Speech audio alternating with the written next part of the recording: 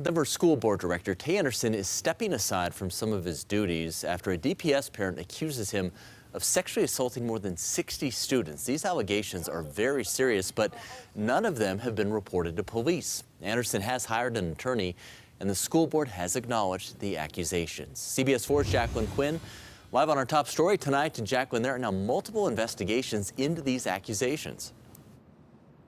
And Dominic, that question about whether this has been reported to police, I called them again this afternoon. They told me to date there have been no reports, or rather, as they say, no charges against Tay Anderson. Of course, a lot of people talking about this. It's distracting, and that's why some are calling for him to resign.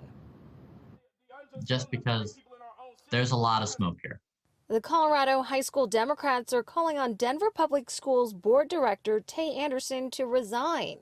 Our message from our organization is that no student should have to live in fear of one of their school board directors. A fear that Mary Catherine Brooks Fleming, a DPS parent, testified is very real. All in all, 61 high school students and one recent graduate would turn to me for help.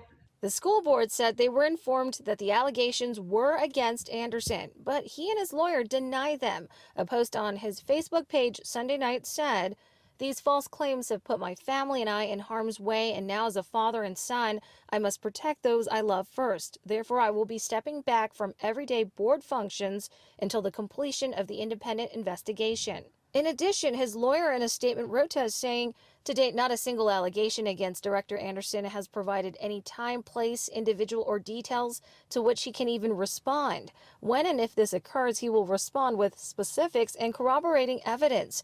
To date, no law enforcement agency, no government agency, or even private individual has reached out to Director Anderson with any specifics of any of these claims." Anderson will now wait for an investigation to be completed. He said he doesn't want to be a distraction. That's not good enough to some students. Our organization's position is that he should resign. And his lawyer, again, calling into question here, if there is an effort to conceal some of these details, that would mean a cover-up. In Denver, I'm Jacqueline Quinn, covering Colorado First. Jacqueline,